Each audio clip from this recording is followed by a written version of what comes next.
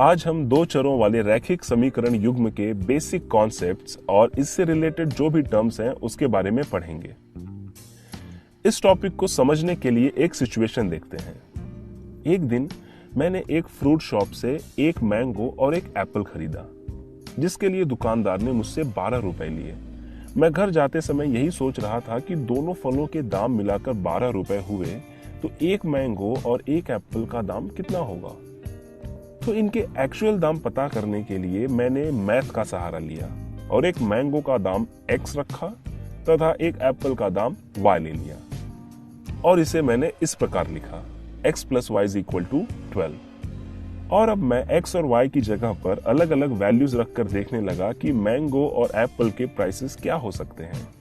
तो अगर मैंगो का प्राइस 3 रुपीस है तो एप्पल का प्राइस 9 रुपीस होना चाहिए, तभी ये दोनों मिलाकर 12 रुपए होंगे। या फिर मैंगो 2 रुपीस का है तो एप्पल होना चाहिए 10 रुपीस का, राइट?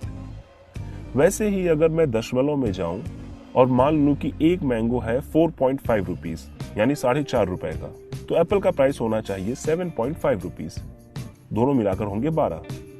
ऐसे ही मैं मैंगो और एप्पल के कई अलग अलग दाम रख सकता हूं। तो दोस्तों, यहाँ पर x और y का कोई फिक्स वैल्यू नहीं है, वह हर एक केस में वेरी हो रहा है यानी बदल रहा है। इसलिए x और y को हम वेरिएबल यानी चर कहते हैं। और दूसरी बात यह है कि दोनों का योगफल 12 के समान होना चाहिए, इसलिए हम इसे समीकरण कहते हैं। तो दोस्तों, हमारे पास एक समीकरण है x और y के रूप में। यहाँ पर x और y के घात नहीं लिखे हुए हैं, मतलब उनका घात 1 है। और जिस समीकरण में चरों के घात का मान 1 होता है, हम उसे रैखिक समीकरण कहते हैं। यहाँ पर रैखिक का अर्थ है रेखा, और रेखा हमेशा सीधी होती है। लेकिन हम इसे रैखिक क्यों कहते हैं? तो दोस्तों, जब हम रैखिक समीकरण का ग्राफ बनाते हैं तो एक सीधी रेखा बनती है। तो चलिए देखते हैं कि कोई भी रैखिक समीकरण सीधी रेखा कैसे बनाता है। हमारे पास इस समीकरण के x और y के कुछ वैल्यूज हैं, जिसे हम निर्देशांक बिंदु मानकर ग्राफ पेपर पर दर्शाएंगे और देखेंगे कि क्या मिलता है। पहला निर्देशांक बिंदु है x = 3 and y = 9। यहाँ पर है 3 और यहाँ पर है 9, तो यह बिंदु होगा यहाँ पर। दूसरा बिंदु है x = 2 and y = 10, जो होगा यहाँ पर। और तीसरा निर्देशांक बिंदु है 4.5, 7.5। अब इन तीनों बिंदुओं को जोड़ते हैं, तो जैसा कि आप देख सकते हैं, हमें एक सीधी रेखा मिल रही है। इसलिए हम यह निष्कर्ष निकालते हैं कि जब किसी समीकरण में चरों के घात का मान 1 होता है तो उस समीकरण को रैखिक समीकरण। दोस्तों, कि कभी-कभी हमारे पास x के ही चर वाला समीकरण होता है, जैसे x = 4। घात तो यहाँ भी x का 1 ही है। तो देखते हैं इसका ग्राफ कैसा दिखता है। यह है उसका ग्राफ, जहां पर एक रेखा x अक्ष को 4 पर प्रतिच्छेदित कर रही है और y अक्ष के समांतर है। y अक्ष के समांतर इसलिए है क्योंकि वहां पर y के हर एक वैल्यू के लिए x का मान 4 ही है। और चूंकि यह भी एक सीधी रेखा है, इसलिए यह समीकरण भी रैखिक समीकरण होगा। उसी प्रकार y = 7 में भी y का घात 1 है और यहाँ पर y के अलावा कोई भी चर नहीं है। यह है उसका ग्राफ।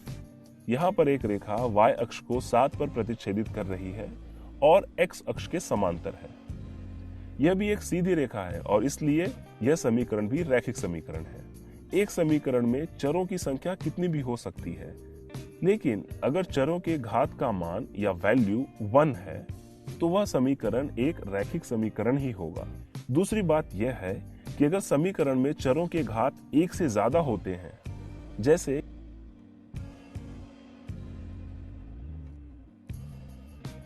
ये सभी रैखिक समीकरण नहीं हैं, क्योंकि इनका ग्राफ ड्रॉ करने पर सीधी रेखा नहीं मिलती है। चलिए हम फिर से अपने सिचुएशन की ओर ध्यान देते हैं। मैंने अब की बार अपने भाई को भेजा उसी शॉप पर। उसने 2 आम और 1 सेब 17 रुपए में लाए।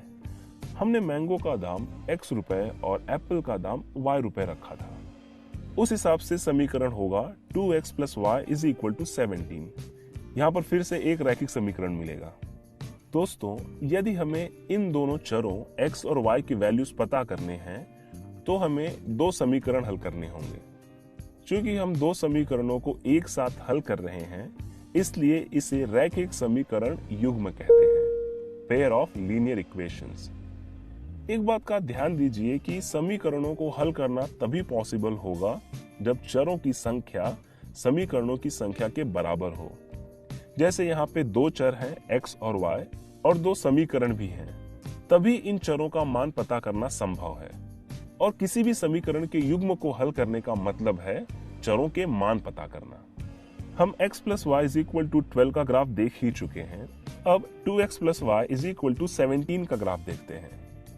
तो चलिए पहले की तरह फिर से कुछ नंबर लेकर x और y के कुछ बिंदुओं की जोड़ी निकालते हैं। अगर हम x को 3 लेते हैं तो 2 × 3 होगा 6 और 17 को पूरा करने के लिए y लेना होगा 11। एक और वैल्यू लेते हैं। अगर x को 4 लिया जाए तो 2 × 4 = 8 होगा और y होगा 9। अब हमारे पास दूसरे समीकरण के भी दो निर्देशांक बिंदु हैं। देखते हैं इसका ग्राफ कैसा बनता है। यहाँ पर ऑलरेडी एक रेखा बनी हुई है पहले समीकरण की। दूसरे समीकरण के कुछ निर्देशांक बिंदु हमारे पास हैं, तो चलिए ड्रॉ करते हैं। पहला पॉइंट है 3,11 और दूसरा पॉइंट है 4,9। इन दोनों बिंदुओं को जोड़ने पर दूसरे समीकरण की रेखा प्राप्त होती है। ये दोनों रेखाएं एक दूसरे को निर्देशांक बिंदु 5,7 पर प्रतिच्छेदित कर रही हैं और प्रतिच्छेदन बिंदु ही इन समीकरणों का हल है, या कह लें कि x और y के वैल्यूज। तो इस प्रकार 1 मैंगो का प्राइस है 5 रुपीज और 1 एप्पल का प्राइस है 7 रुपीज। दोस्तों, इस प्रकार से रैखिक युग्म समीकरण को हल करने की विधि को ग्राफीय विधि कहते हैं। ग्राफीय विधि में 3 प्रकार के प्रश्न पूछे जाते हैं, जहां पर दो रेखाएं प्रतिच्छेदन, समांतर या संपाती होती हैं, जिन्हें हम इंटरसेक्टिंग लाइंस, पैरेलल लाइंस और कोइंसिडेंट लाइंस कहते हैं। हमने अभी जो प्रश्न हल किया वह अवरोधी समीकरण युग्म पर आधारित था, यानी इंटरसेक्टिंग लाइंस पर। अगले सेशन में हम बाकी के दो समीकरण युग्म के बारे में पढ़ेंगे। अवरोधी समीकरण में हमें केवल एक ही हल प्राप्त होता है, मतलब x और y के केवल एक ही वैल्यूज मिलते हैं, क्योंकि इसमें दो रेखाएं एक दूसरे को केवल एक बिंदु पर प्रतिच्छेदित करती हैं, जिसे हम उभयनिष्ठ बिंदु कहते हैं। और जिन समीकरणों को हल करने पर उत्तर प्राप्त होता है, या कह लें कि हल निकलता है, ऐसे रैखिक समीकरणों को संगत युग्म कहते हैं। आज के सेशन में बस इतना ही। अब मिलेंगे अगले सेशन में। वीडियो को लाइक, शेयर और चैनल को सब्सक्राइब करें। Thank you.